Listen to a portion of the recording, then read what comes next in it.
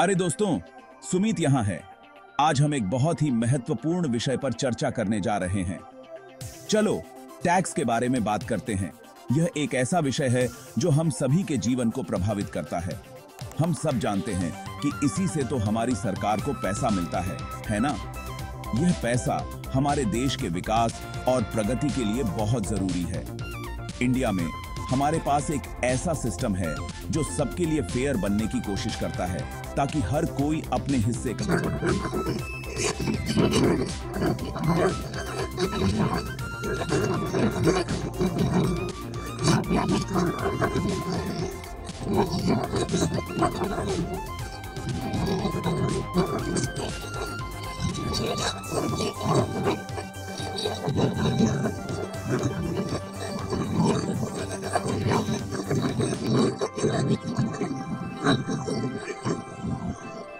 Indirect tax. ये उन चीजों की कीमतों में छिपे होते हैं जो हम रोज खरीदते हैं, जैसे कि नया फोन या किराने का सामान। यह टैक्स हर किसी को प्रभावित करता है। यह सिस्टम सुनने में सिंपल लगता है, लेकिन यह काफी कॉम्प्लेक्स हो सकता है। इसमें कई नियम और कानून होते हैं और कभी-कभी ऐसा लगता है कि मिडिल क्लास और कम आमदनी वाले लोग इन टैक्स के बोझ तले दबे जा रहे हैं। यह उनके लिए एक बड़ी चुनौती हो सकती है। तो चलिए इसे अच्छे से समझते हैं। यह जानना बहुत जरूरी है कि हम अपने टैक्स को कैसे मैनेज कर सकते हैं। आइए जानने की कोशिश करते हैं कि ये टैक्स कैसे काम करते हैं और आम भारतीयों के लिए उनका क्या मतलब है। यह जानकारी आपके लिए बहुत उपयोगी हो सकती है। तैयार हैं? चलो शुरू करते हैं। यह एक महत्वपूर्ण यात्रा है जो हमें हमारे टैक्स सिस्टम को बेहतर समझने में मदद करेगी। ठीक है, सबसे पहले डायरेक्ट टैक्स। जैसे हमने बात की, यह वह पैसा है जो सीधे आपकी कमाई से आता है। यहां सबसे बड़ा इनकम टैक्स है। आप हर साल एक निश्चित राशि कमाते हैं और धड़ से सरकार उसका एक हिस्सा ले लेती है। अब बात यह है कि आप जितना ज्यादा कमाते हैं उतना ज्यादा टैक्स देते हैं। सुनने में तो सही लगता है ना? लेकिन और यहां पेच है, मिडिल क्लास के लिए इसका अक्सर मतलब होता है कि उनकी मेहनत की कमाई का एक बड़ा हिस्सा सीधे टैक्स में चला जाता है। और यह सिर्फ सैलरी ही नहीं है। आपकी बचत पर मिलने वाला ब्याज, निवेश से होने वाला कोई भी मुनाफा, यह सब टैक्स के दायरे में आता है। तो हां, डायरेक्ट टैक्स थोड़ा निराशाजनक जरूर लग सकता है। बहुत सी मिडिल क्लास फैमिली के लिए इनकम टैक्स एक लगातार दबाव की तरह लगता है।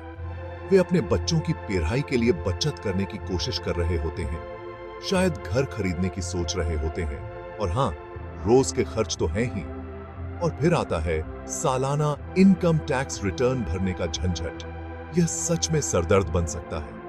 फॉर्म, डिडक्शन, एग्जेम्पशन, ये किसी को भी उलझाने के लिए काफी है। और सबसे बुरी बात, अक्सर इनकम टैक्स देने के बाद भी मिडिल क्लास को ऐसा नहीं लगता कि उन्हें पब्लिक सर्विस के मामले में उनके पैसों का सही इस्तेमाल हो रहा है। अब बात करते हैं इनडायरेक्ट टैक्स की। ये एक साइलेंट किलर है, खासकर उन लोगों के लिए जो ज्यादा नहीं कमाते। देखिए, ये टैक्स वस्तुओं और सेवाओं की कीमत में छिपे होते हैं। आप चाहे किराने का सामान खरीद रहे हो, कपड़े खरीद रहे हो, या फिर एक कप चाय ही क्यों ना पी रहे हो, आप इनडायरेक्ट टैक्स दे रहे हैं। समस्या यह है कि ये टैक्स कम आय वाले परिवारों को सबसे ज्यादा प्रभावित करते हैं। जरा सोचिए, वे पहले से ही गुजारा करने के लिए संघर्ष कर रहे हैं और फिर उनके खर्च का एक बड़ा हिस्सा टैक्स में चला जाता है और उन्हें पता भी नहीं चलता। ये तो दोहरी मार हुई ना।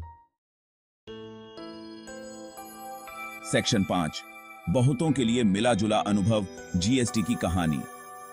याद है जब कुछ साल पहले जीएसटी आया था? यह एक बड़ा बदलाव था। बड़ा बदलाव आया था, है ना? यह एक नई शुरुआत थी। सोच यह थी कि हमारे टैक्स सिस्टम को सरल बनाया जाए। एक देश, एक टैक्स। यह एक क्रांतिकारी विचार था।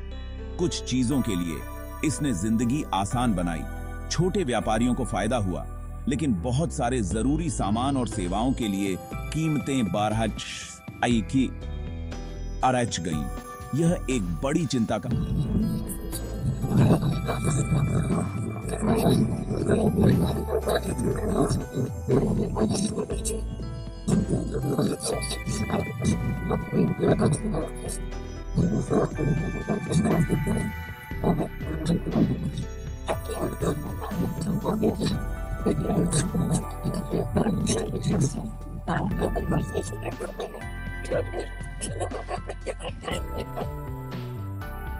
ये एक बड़ी समस्या बन गई। तो हाँ, जीएसटी पर अभी काम चल रहा है।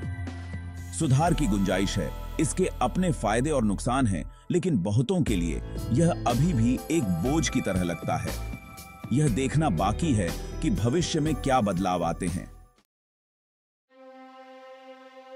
सेक्शन 6, असली कहानियां, असली संघर्ष, भारत से टैक्स की कहानियां। आपको अपने दोस्त राज के बारे में बताता हूं। वह एक स्कूल टीचर है, अच्छी खासी तनख्वाह कमाता है, लेकिन हर साल इनकम टैक्स उसके लिए एक बुरे सपने जैसा होता है। उसने एक बार मुझसे कहा था, सुमीत भाई, जब तक मैं अपना टैक्स और बिल चुकाता हूं, तब तक अपने परिवार के साथ एंजॉय करने के लिए कुछ बचता ही नहीं है। और यह सिर्फ उसी के साथ नहीं है। मैंने दुकानदारों, ऑटो ड्राइवरों, यहां तक कि अपने घर के नौकर से भी ऐसी ही कहानियां सुनी हैं। टैक्स सभी के लिए एक बड़ी चिंता का विषय है। दोस्तों, ये सिर्फ कहानियां नहीं हैं, यह लाखों भारतीयों की हकीकत है।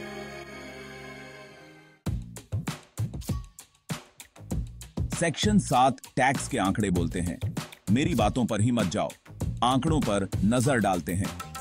हाल ही में आई एक रिपोर्ट के मुताबिक भारत के टैक्स रेवेन्यू का एक बड़ा हिस्सा इनडायरेक्ट टैक्स से आता है। अब यह कोई समस्या नहीं होती अगर हर कोई अच्छी कमाई कर रहा होता, लेकिन हकीकत यह है कि हमारी आबादी का एक बड़ा हिस्सा बहुत कम आय पर गुजारा करता है, और मिडिल क्लास, वो तो बीच में फंसे हुए हैं।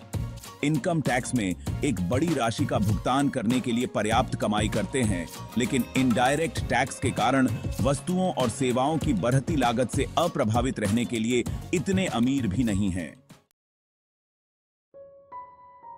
सेक्शन 8 टैक्स की परेशानी, आम भारतीयों के सामने आने वाली चुनौतियां। तो यहां बड़ी समस्या क्या है? मुख्य समस्या यह है कि हमारा टैक्स सिस्टम अक्सर अनुचित लगता है। मिडिल क्लास खुद को ठगा हुआ महसूस करता है, अपनी आय का एक बड़ा हिस्सा टैक्स में चुकाता है, जबकि कम आय वाले समूह जरूरी सामानों पर इनडायरेक्ट टैक्स के बोझ से जूझते हैं। और इन सब में टैक्स के नियमों और कानूनों को लेकर हमेशा रहने वाली उलझन तो अलग से है। यह किसी का भी दिमाग खराब करने के लिए काफी है। ये भी है। सेक्शन 9, क्या हम इसे ठीक कर सकते हैं? एक निष्पक्ष सिस्टम के लिए विचार। तो क्या किया जा सकता है? शुरुआत के लिए हम इनकम टैक्स स्लैब को मिडिल क्लास के लिए ज्यादा फेवरेबल बनाने के बारे में सोच सकते हैं। हो सकता है कि टैक्स छूट की सीमा बढ़ा दी जाए ताकि लोगों के हाथ में ज्यादा पैसा रहे। और जब बात इनडायरेक्ट टैक्स की हो, तो हमें यह सुनिश्चित करने की जरूरत है कि जरूरी सामानों पर कम से कम टैक्स लगे। हमारा ध्यान मूलभूत आवश्यकताओं को सभी के लिए किफायती बनाने पर होना चाहिए। बेशक ये तो बस कुछ सुझाव हैं। हमें ऐसे समाधान खोजने के लिए एक बड़ी चर्चा करने की जरूरत है, जिसमें विशेषज्ञ और नीति निर्माता शामिल हों, जो सभी के लिए कारगर हो। सेक्शन 10 आगे का रास्ता, एक बेहतर टैक्स भविष्य की ओर। देखिए, अंत में एक निष्पक्ष और कुशल टैक्स सिस्टम किसी भी देश की प्रगति के लिए बहुत जरूरी है। और भारत में जहां आबादी बड़ी और विविध है, यह और भी ज्यादा महत्वपूर्ण है कि हमारा टैक्स सिस्टम इस तरह से डिजाइन किया जाए जिससे सभी को फायदा हो, न कि कुछ चुनिंदा लोगों को। एक ऐसा सिस्टम जो पारदर्शी हो और सभी के लिए समान अवसर प्रदान करे। यह सुनिश्चित करना जरूरी है कि टैक्स का बोझ समान रूप से बंटे और हर वर्ग के लोग इसका लाभ उठा सकें। अब समय आ गया है कि हम टैक्स के बारे में सिर्फ सरकार के लिए राजस्व के स्रोत के रूप में नहीं, बल्कि सामाजिक भलाई के साधन के रूप में सोचना शुरू करें। एक ऐसा साधन जो लाखों लोगों के जीवन को ऊपर उठा सके और सभी भारतीयों के लिए एक उज्जवल भविष्य का मार्ग प्रशस्त कर सके। शिक्षा, स्वास्थ्य और बुनियादी ढांचे में निवेश करके हम एक मजबूत और समृद्ध समाज का निर्माण कर सकते हैं। अगली बार तक के लिए सुमीत विदा लेता है। जागरूक रहें, जुड़े रहें और एक बेहतर भारत के लिए मिलकर काम करें। याद रखें, आपका योगदान महत्वपूर्ण है। साथ मिलकर हम एक उज्जवल और समृद्ध भविष्य की ओर बढ़ सकते हैं। बाकी